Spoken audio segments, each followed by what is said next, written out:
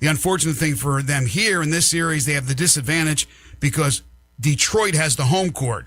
So the Pistons took care of business. They got off to the slow start, as I'm sure you all recall, against the Magic, and they were able to come back from a 3-1 deficit. So they're playing, obviously, a lot better. I thought Jalen Duren played really, really well in the game, but they got 62 combined points from Cade Cunningham, Tobias Harris, and Duncan Robinson. So you're getting bonuses when you're getting that point production from Robinson, who's capable, but hasn't really shown it. And Harris, just the last couple of games of the series with the Magic, was terrific. And they were able to hold off every rally that Cleveland put up because Cleveland was battling back. They got back into the game several times, and then Detroit pulled away. You had Donovan Mitchell, James Harden, the backcourt for Cleveland, combining for 45, 12 rebounds, 9 assists, but they did turn it over 10 times. Those turnovers continue to be a problem for Cleveland, but Detroit wins game 1 by 10. Yeah, Duncan Robinson, if Duncan Robinson can provide that shooting for them, because they don't, that's the one thing Detroit tends to lack is the 3-point shooting. So to have him make 5 threes is massive. And Jalen Duren, that stretch of the second half where he had the 3 straight dunks, he had the big block there before the one of them. He has the double-double, 11 points, 12 rebounds, 2 blocks, but he had a massive impact just on both ends of the floor.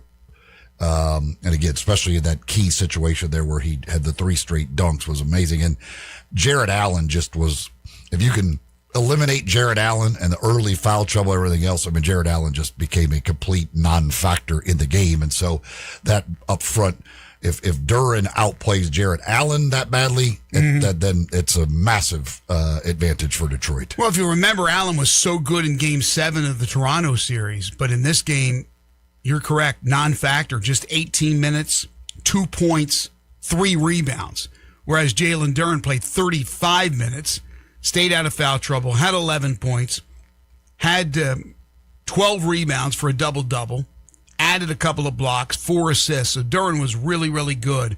From a statistical standpoint, though, pretty even. Cleveland, 45% from the field. Detroit, 44% from the field. Cleveland, 37% from 3. Detroit, 38% from 3. But Cleveland made 4 more. They were 14 of 38.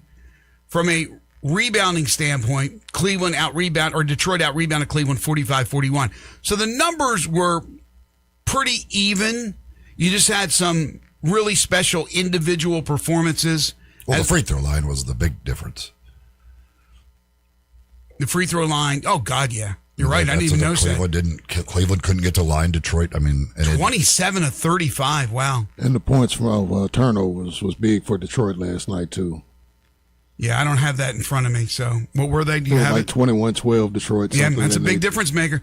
Get to the free throw line, make your free throws, and then score off turnovers from the other team. That's a big difference maker. The turnover total, let's see, was 19 to 11. So 19 turnovers for Cleveland and Detroit 11. And that's why I said Cleveland has had problems with turnovers. In fact, let's see, James Harden had 7 turnovers himself. It's hard to cut the mustard when you're doing that. So, but it's one game. I really do believe that this game will end up being probably the tightest. This series, rather, will be the tightest series of the 4. Chess match. I believe it will be. I really do. And again, look for teams to win on their home court. That has been the situation, at least for Cleveland. It wasn't for Detroit to start the series against Orlando, but they were able to battle back, obviously, and come back from 3-1 down to win that series. So not much else about that game. Mitchell was good. Harden's fine, but he's got to be better. 9 for 9. Once he gets to the free throw line, he's automatic. And had 8 rebounds and had 7 assists. But you can't turn it over 7 times. That'll kill you every time. All right. The nightcap. The main event, if you will. What did the Lakers have, or what do the Lakers have without Luka Doncic, but with LeBron James? Do they have anything to even be competitive with the Oklahoma City Thunder? And early on watching that game, LeBron was trying to will his team. I thought LeBron was excellent.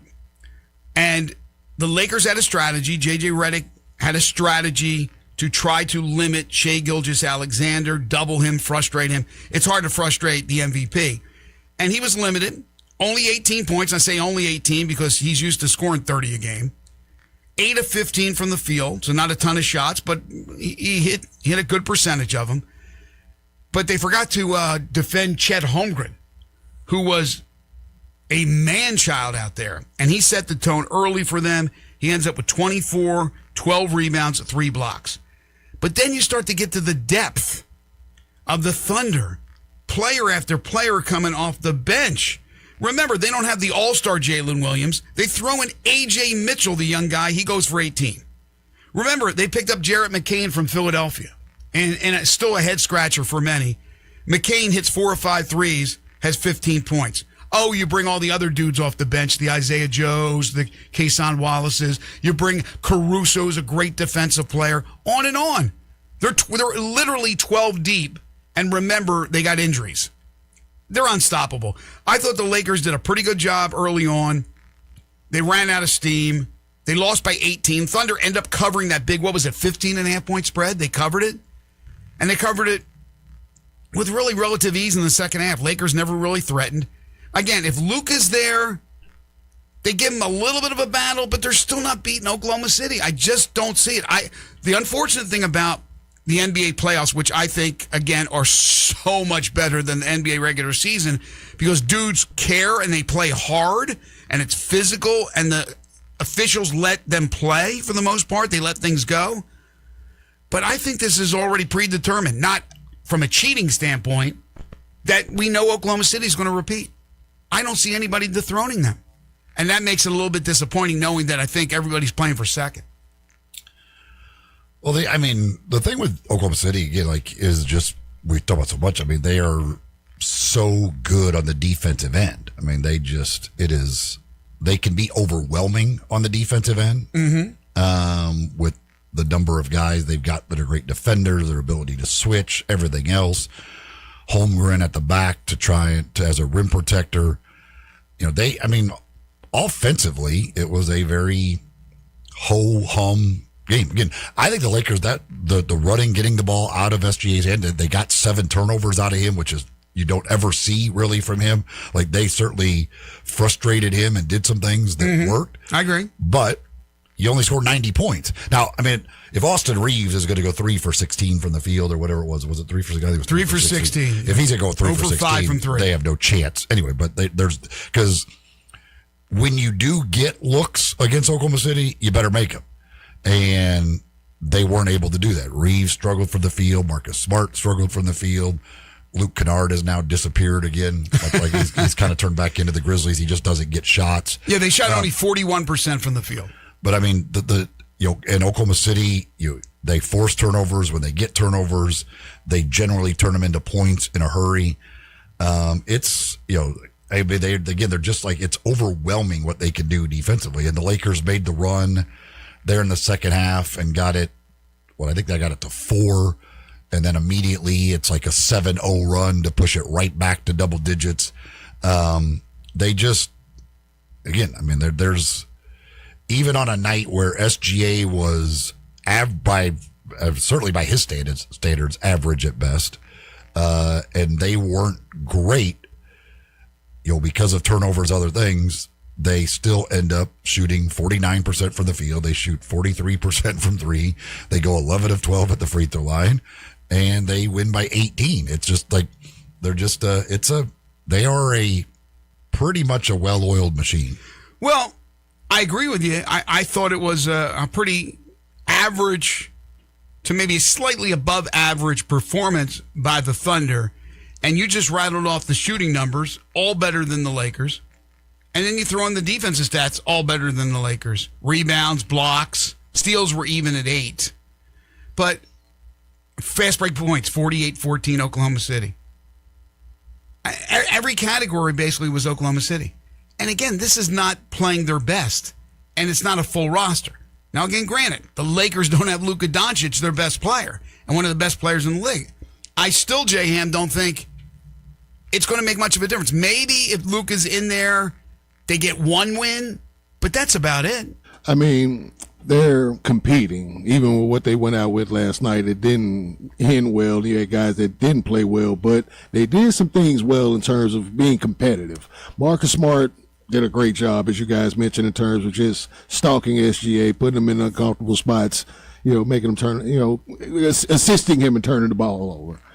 But they don't have the horses. Right. Just that simple. They don't have the horses. The strategy was good, I thought, but you mentioned the struggles of Reeves.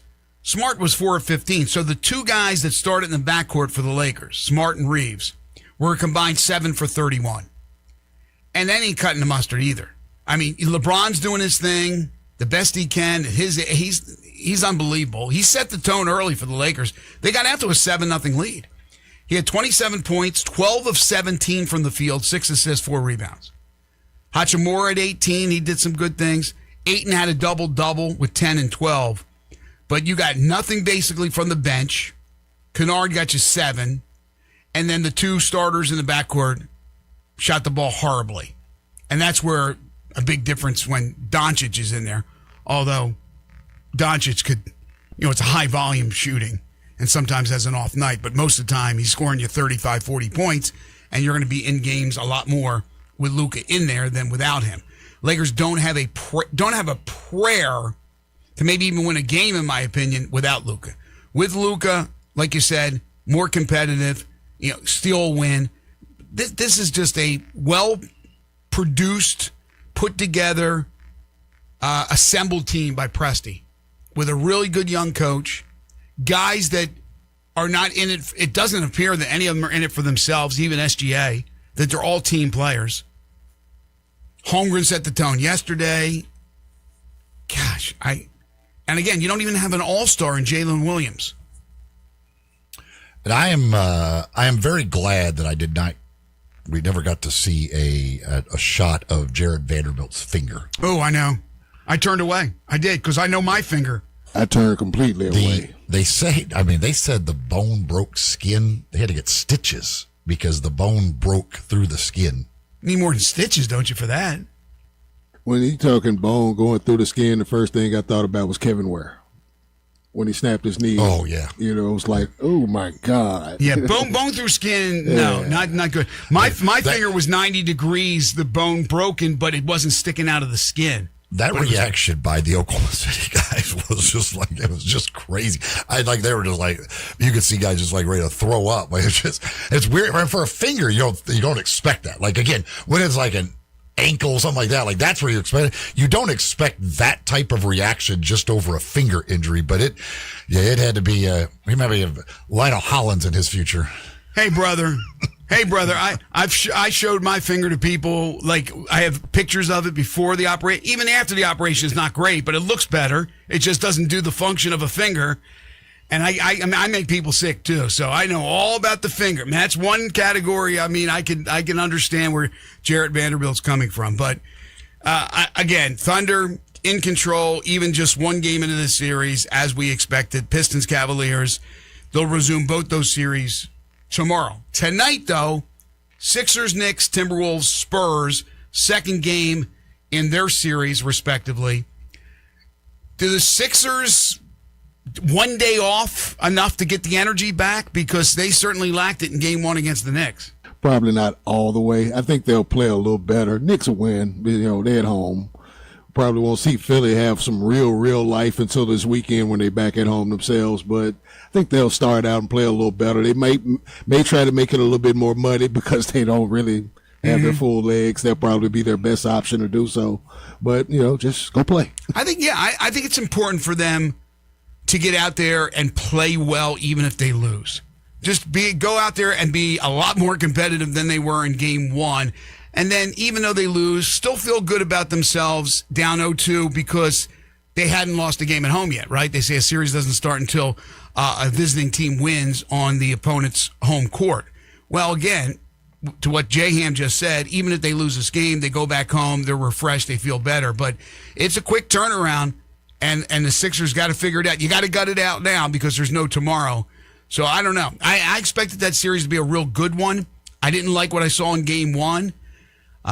You've been talking about this, Eli, that if it's not now, when for the Knicks? So I don't know what to expect tonight. I don't expect the Sixers to win. I would like to see them win, just to make it a real competitive series. But again, I don't think if they lose means it won't be a competitive series because, again, losing 2 on the road, being tired, being burnt out after that unbelievable 7-game series against Boston, I think they can still find the refresh button somewhere. I don't know. I mean, you play every other day. Like, it's hard. Like, it's when you go through a series like that and then got to come right back and you're constantly playing every other day, it's not easy to find your legs, especially when you're talking about a guy like Embiid, who's coming back, obviously, from the appendectomy, so he's not in great shape to begin with. I mean, that is a difficult task they are trying to deal with. Now, Nick Nurse is away from the team, but is expected to be back tonight for Game 2 to coach the team. His brother, Steve Nurse, died unexpectedly on last Wednesday, so I guess they're having the funeral, so he had to leave the team to go be with his family in Iowa. His brother died suddenly at the age of 62, so Nick Nurse expected back. Timberwolves and Spurs, surprise in Game 1. Game 2, Wemby, even though he did so many great things in that first game, was not a good shooter of the basketball, especially from deep. He was 0 but he blocked 12 shots. He made a difference on defense. But Minnesota was able to gut it out and get that win by 2. And now, boy, if Minnesota can win back-to-back games in San Antonio, Katie bar the door. I expect, though, Minnesota, or